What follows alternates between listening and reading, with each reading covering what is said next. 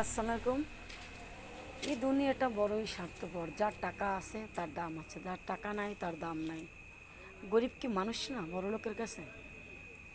আল্লাহ গরিবকে যেভাবে বানাইছে বড়লোককেও সেইভাবে বানাইছে। এক এক মাটিরই তো তৈরি জিনিস আল্লাহ তাআলা সৃষ্টি করছে।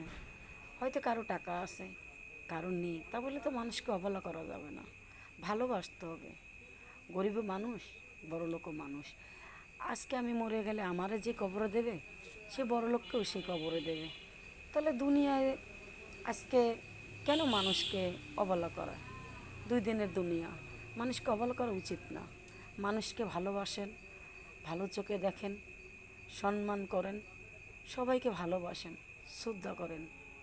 মা বাবা, ভাই বোন, আত্মীয় স্বজন সবাইকে শ্রদ্ধা করেন, ভালোবাসেন। এটাই দুনিয়া, এটাই সব।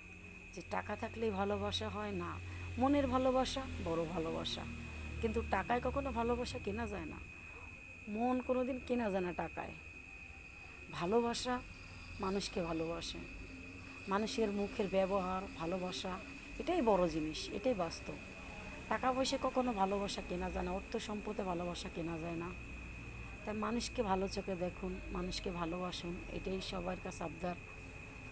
তা যার টাকা আছে সে দূরসাই করে, এটা করা উচিত না।